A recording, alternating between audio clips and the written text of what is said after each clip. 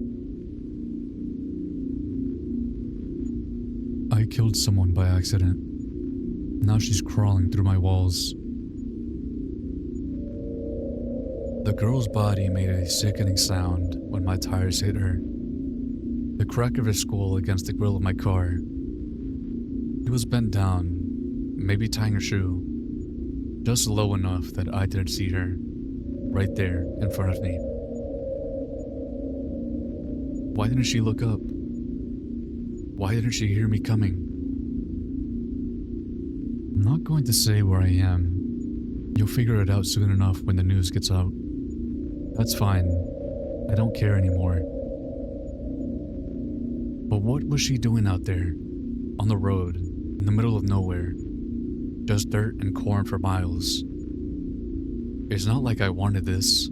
I didn't ask for it. I was in a hurry. It was raining. A sheet of fog rolled in, thick and low across the ground. 1 minute, I was looking down. The next, her body was there, twisted and broken, smeared across my grill like some goddamn nightmare I couldn't wake up from. What the fuck was I supposed to do? You think you'd handle it any better? You really believe you'd do the right thing and march her straight to the nearest police station? It was in the middle of nowhere, no witnesses, and I was just supposed to tie the manslaughter noose around my neck? What if you weren't just driving for fun? What if the reason you were out there on some forgotten back road was because your car was loaded with enough weed to lock you up away for 10 years? You telling me you'd risk 20, 30, 40 years rotting behind bars for this? Because some idiot decided to wander into the dark? You can speculate. Tell yourself you'd be better than me. But I know better. I lived it. And I'm not about to sit here and pretend I'm some goddamn saint. But you can't tell me it was all my fault. I stepped out, and dear God, what a fucking mess. Her arm caught in the axle, torn clean from the socket. Blood was everywhere, curls of auburn hair tangled in the hood. Her head, Jesus, caved in, brain matter splattered across the pavement in wet clumps, and her legs, pulverized beneath the tires, nothing left but ruin. I threw up. The rain came down in sheets, cold and merciless. The air smelled like a slaughterhouse, raw and metallic, thick with a stench of death. Zinc and copper clung to the air, a bite of blood, thick on my tongue. There was a sharp ozone tang too, thunder rolling somewhere far off, low and distant, like a warning. Then I got to work, yanking flesh free from the axle. Every pull slick and nauseating. A fist-sized dent cratered the grill, but all I could see was the blood. Every drop the rain washed away seemed to summon 10 more, oozing relentlessly from her shattered skull. And then I heard it.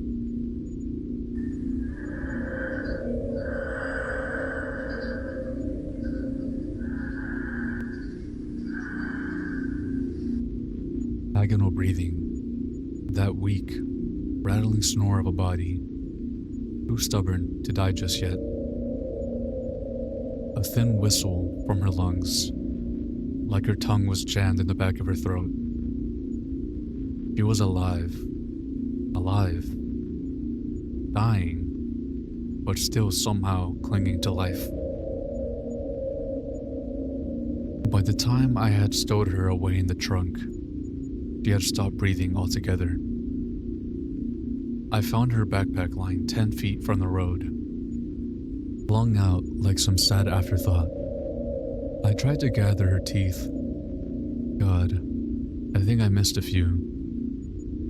I tossed what was left of her arm in after her, dragging it free from the wheel. Well, what little remained of it. And as I drove back home, all I could feel was panic clawing at my throat.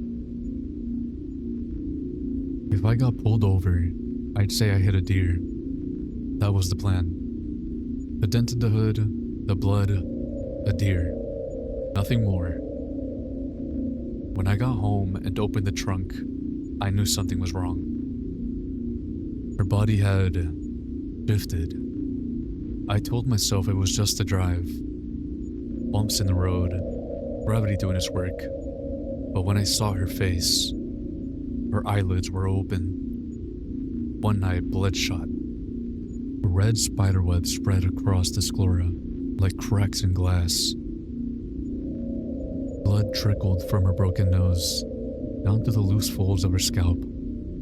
Her jaw hung wrong, lit maybe somewhere below the incisors. And those eyes, God help me.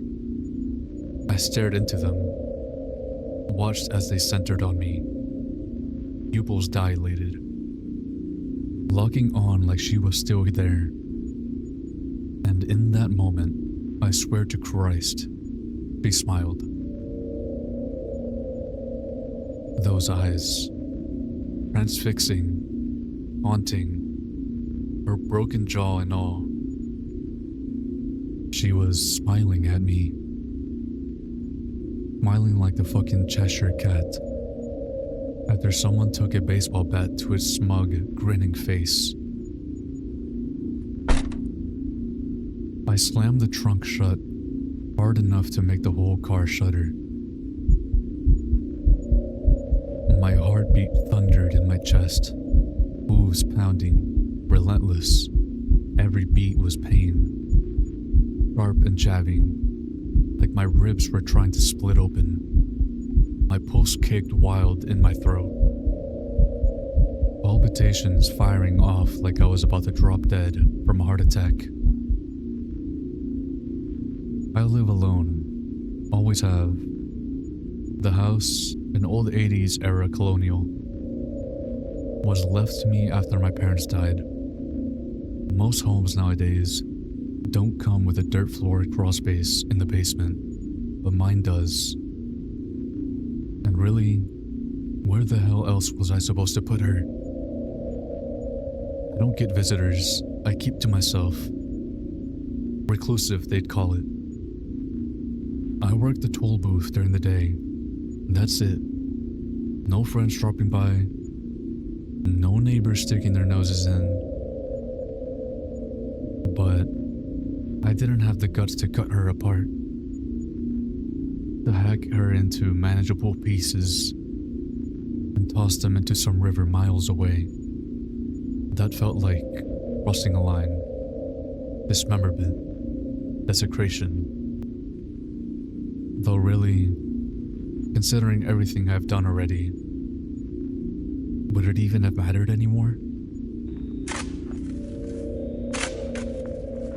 I dug deep, 6 feet down, maybe deeper. Wrapped her in blue tarp, thick and plastic, and shoved her into the hole. But the smell. God, the smell hit me harder than anything else. It wasn't just death. It was wrong. Sharp ammonia, like rancid cat piss, mixed with a stench of sulfur. Rotten eggs, cracking open in the sun. Boiled milk, curling in the back of your throat. I buried her, filled the dirt back in, packed it down as best as I could. But the smell, it didn't go away. It lingered. I scrubbed my car clean, pulled clumps of hair out the bumper. Strands tangled and slick with dry blood. I tore the upholstery out of the truck and burned it, watching the fabric curl and blacken in the flames. I didn't dare to take the car to a mechanic. If things went south, if someone started asking questions, that car would be a noose around my neck. So I left it. Parked it in the garage and locked it up tight. I even burned my stash. All of it. Didn't care about selling it anymore. Money didn't matter. Nothing did. Days passed. I called in sick to work. Food poisoning, I said. My manager bought it. Offered that fake sympathy that barely stretched past protocol. Or shit. They didn't care. Nobody did. I biked to the corner store for supplies. Wet-soaked and paranoid. Car locked away like a coffin on wheels. I bought cans of Febreze, wall diffusers, anything to kill that smell. But it didn't help. The stench was overwhelming. It seeped into the vents, thick and rancid, like the breath of something monstrous and starving. I could almost hear it. An exhale, a wet, foul sigh, dragging through the ducts like something alive was tasting the air. I was in the living room a few nights ago, plugs jammed in my nose, when the TV flicked on by itself. The local news. Her face. Not the ruin I had left in my trunk. No, this was before. A photo of her, smiling, bright-eyed. Caught in some high school volleyball team picture. Perfect and alive. Guilt hit me like ice water down my spine. My skin crawled, like insect legs scratching just beneath the surface.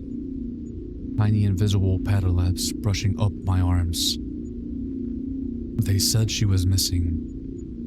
Talk of police searches, the community rallying. I turned it off. It turned back on. I unplugged the TV. The screen went dark, but her face lingered, burned into the glass. A faint ghost image seared into the pixels. I grabbed a paperweight and smashed it through the screen. Shards of glass scattered across the floor. That got rid of her. I stopped answering calls after that. Let them pile up. I found out I lost my job through a voicemail I had never listened to. A week had passed. I was drowning in panic, too consumed by it to care. I destroyed every radio, every TV, yanked my landline straight from the wall when it started ringing, and it wouldn't stop. I didn't dare listen. I didn't want to know what was on the other end. Then, the flies came. Lazy black things, thick as pencil erasers. They bit hard, like tiny can openers tearing at my skin. They gathered on the windowsills, piled high in sticky black drifts, their brittle corpses crunching underfoot. And still, the smell lingered.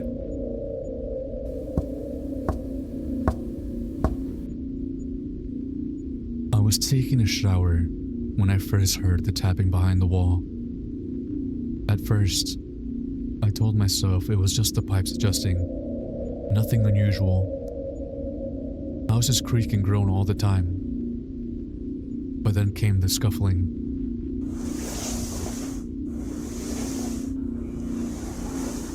Something dragging, slow and deliberate, like a predator dragging along its kill. My mind betrayed me then.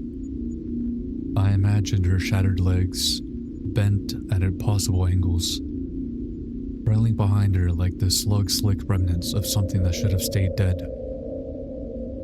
The sounds, they never stopped.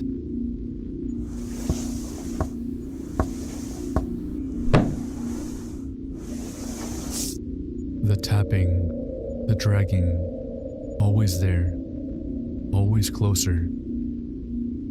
Late at night, above my bed, sparkling like a shark beneath the waves, dust trickled down from the ceiling, forming neat little pyramids on my sheets.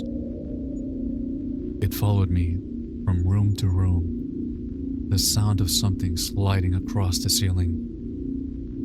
Kitchen to bathroom to bedroom, like a loyal dog shadowing its owner. But it wasn't a raccoon, and it sure as hell wasn't anything natural. 2 nights ago, I was sitting in the bathtub, trying to drown it out. Just the rush of water filling the tub, the only sound I could trust. I thought maybe I could wash the fear off, scrub the stench of rot and guilt from my skin. But the smell lingered, damp, sour, festering no matter how much I cleaned. Then, soft beneath me, I froze. Every muscle locking up like ice had filled my veins. Another tap, closer this time, deliberate. I told myself it was in my head, just like the scratching, just like the dragging in the walls. And then, a heavy knock from beneath the water. The surface rippled with it, tiny waves trembling outwards.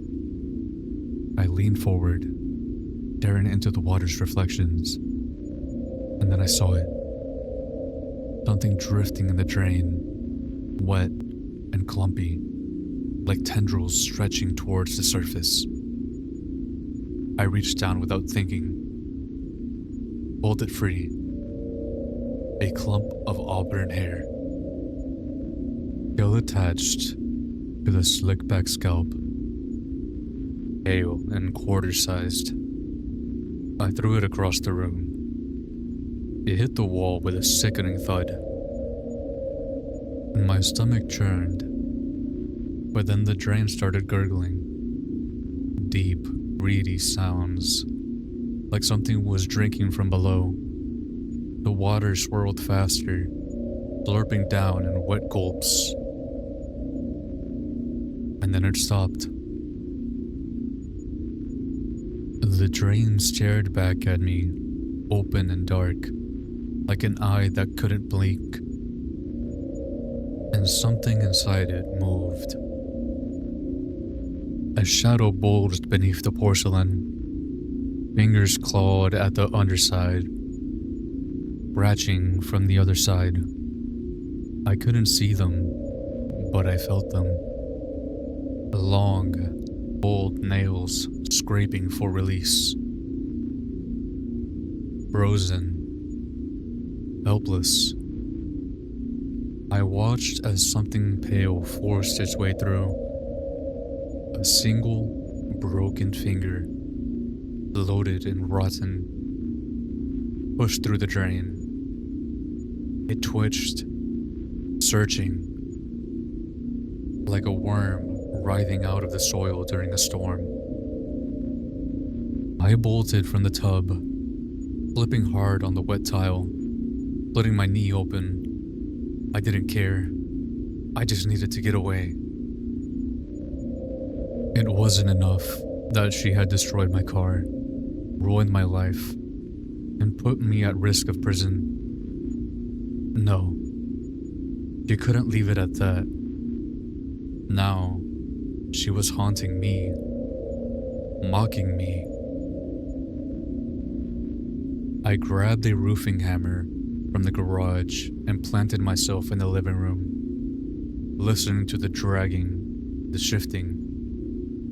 She was in the walls now, moving, watching. When I heard her slither past the far wall, rage took over. I couldn't take it anymore. I rushed forward and began tearing into the drywall, hammering again and again. Bits of plaster rained down like snow. I caught sight of something pale, An arm, a leg, slithering just out of reach. And the smell.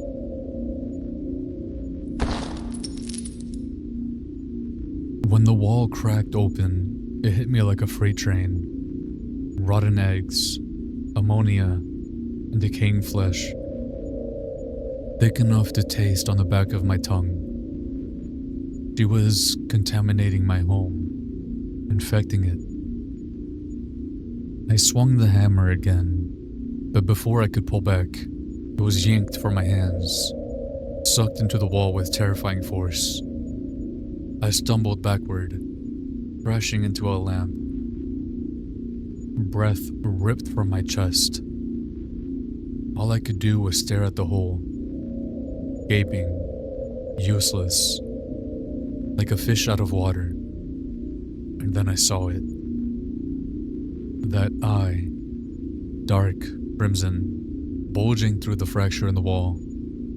It watched me, split with jagged red lines like a cracked mirror. And every primal part of me screamed, run. I couldn't run. Deep down, in the marrow of my bones and the electric pulses of my brain, I knew I'd fucked up. I'd crossed a line I couldn't uncross. Before this, there were rules. She had the walls. I had the rest of the house. That boundary, thin and fragile as it was held. Until I broke it. Until I opened a door. And from that moment on, everything got worse. That night, as I lay in bed, every breath shallow and ragged, I heard it. The peeling of drywall. The slow, deliberate tear of the hole widening. A sound wet and gritty, like muscle being stripped from bone. I thought about vampires then, how they had to be invited in. Had I done that? Was smashing through that wall an invitation? When I finally worked up the nerve to rush downstairs, slower this time, more cautious, I saw what had become of that hole. It widened into a mouth. The jagged edges of the drywall jutted out like cracked, broken teeth. She was inside now. Inside my house. I bolted back upstairs, locked the door, shoved the dresser against it with shaking hands, and then silence. No scratching, no dragging, no circling from the walls while I lay there. Eyes bloodshot and wide open, plugs jammed into my nose to fight the goddamn smell. Sulfur, decay, roadkill.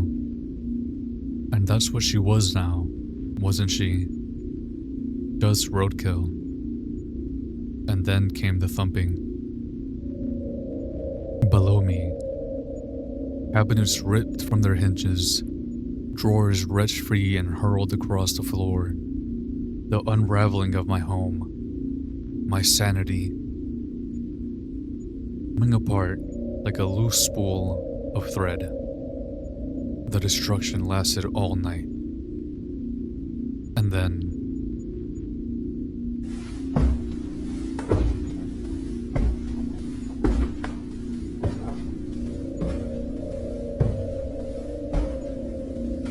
I heard her crawl up the stairs. A wet, dragging thump, like a half-paralyzed child crawling her way up the stairs.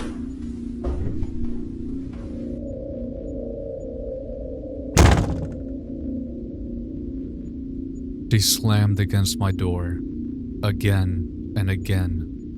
No words, no heavy breathing, just the smell, thick and suffocating, burning the back of my throat. So close I could taste it. At dawn, she left. I heard her slither away, back to whatever crack she crawled out of, retreating to the spaces between reality and madness. When I had moved the dresser, I found two things. A framed photo of me and my parents, smashed, crumpled beneath shattered glass and a mangled frame. Bite marks in the wood from a mouth that wasn't whole, teeth uneven, broken, and the door punched through. Several holes as if she had driven her fist into it. But then I saw the hammer, my hammer, embedded high in the wood, higher than it should have been, as if she was standing on those twisted, broken legs, splintered bone grinding through flesh and cartilage, like knives through wet paper, like a toddler taking its first unstable steps. I laughed, a raw, guttural noise that clawed its way out of my throat. I couldn't take it anymore. Sleepless nights, the stench, the violation of my home, my control. I had to know. I had to see with my own eyes. Prove it was all in my head. This was my house. I wasn't going to let some stupid whore, too careless to tie her own shoes on the side of the road, take it away from me. I needed to see her, convince myself she was still there, rotting in that pit, mangled, dead. But the moment I crawled into the basement, I knew I had made another mistake. Like the hammer in the wall, like smashing through the drywall, I was crossing another line in a rulebook I didn't understand. The crawl space was darker than it had ever been, the air thick and humid, the dirt wet beneath my feet, clinging to me like decay. The smell of sulfur and rot suffocated every breath.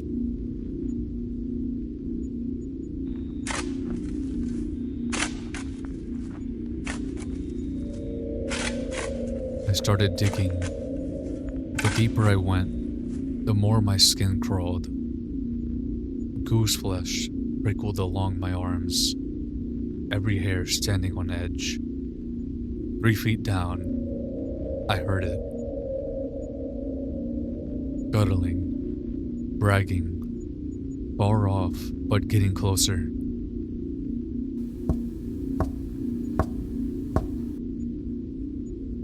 Fingernails tapping, a low thump.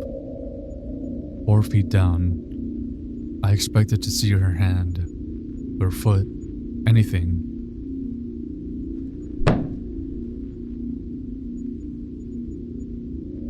"5 feet down, I found it. The edges of the blue tarp, crumpled and filthy, half swallowed by the earth.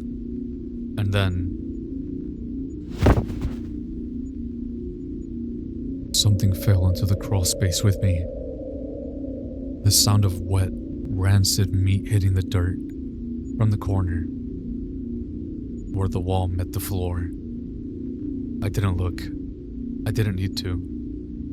I peeled the edge of the tarp open. Nothing. It was empty. Hollow as a grave with no corpse. No clicking of nails. Just a wet, bragging sound now. Slow and steady. Like something ancient and patient moving through the dirt. Something hungry. Every instinct in me screamed, don't look. Don't flash the light towards the sound. Don't acknowledge it. Though I didn't. But then I saw it. A tunnel. A narrow, collapsed burrow in the earth, leading away from the tarp and towards the cracks in the wall. like she had writhed her way out, a worm slipping through the soil, dragging herself back into the shadows. I left the hole behind, left the tarp, crawled towards the faint glow of the hatch, heart pounding like a war drum, puffing, stumbling, dirt filling my mouth, the copper sting of fear biting my tongue. But I could hear her behind me.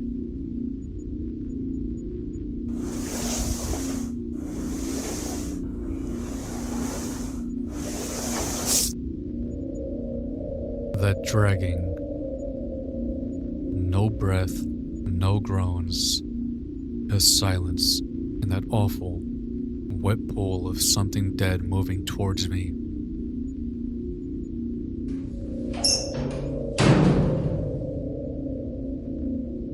The hatch above me slammed shut. I screamed. I couldn't turn around. I couldn't bring myself to shine the light behind me. If I saw her, I knew it would break me. I crawled faster like a dog, frantic and pathetic. My hands clawed at the earth. My knees scraped raw. My head slammed into a wooden post.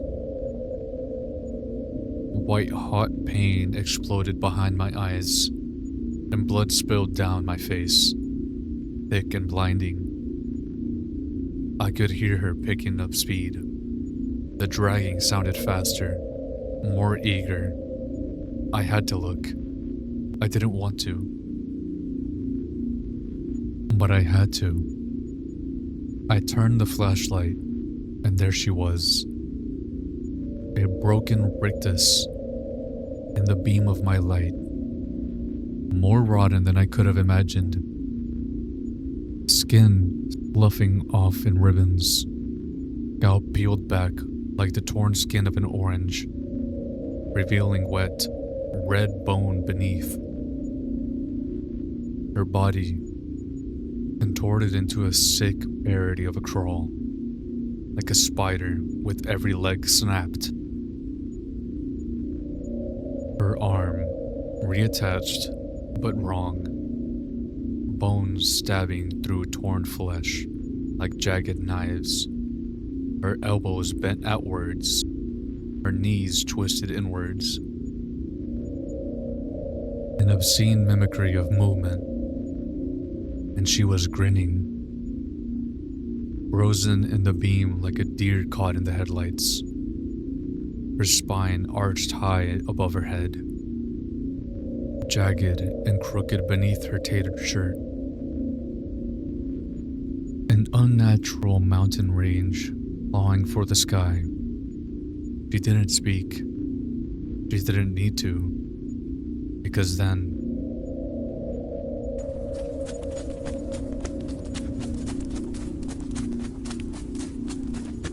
sudden, violent, she charged. Her hands slapped the wet earth, arms pinwheeling, legs convulsing and crunching with every frantic step. Her broken body hurtled forward with terrifying speed. God, how was she so fast? The sound of cracking bones echoed through the crawlspace. Clicks, pops, the awful shuffle of shattered limbs dragging forward, pulling her closer. I reached the hatch. I forced it open, clawing at the frame, every muscle screaming, but something heavy pushed down from above. She was so close. That sulphurous stench, rot, death, and vengeance was inches away, and all I could do was push. I wrenched the hatch open with a burst of raw, terrified strength and threw myself up the ladder. She hit the ladder behind me, hard. The impact rattled the wood like a dog lunging for a ball and missing by inches. A wet, meaty thud followed as she collapsed below, And she didn't stay down. I heard her shuffle, then brace, knuckling onto her wrist like a broken marionette, finding its balance again. I slammed the hatch shut, locked it. She wasn't playing anymore. No more taunting, no more games. No dragging sounds meant to pull terror from me like blood from a wound. Now, she wanted me. The cellar door shook beneath me as she slammed into it. Over and over. Relentless. No hesitation. No breath between each hit. A machine with no soul behind its violence. That's when I saw it. The dresser had fallen across the hatch. Wedged tightly in place.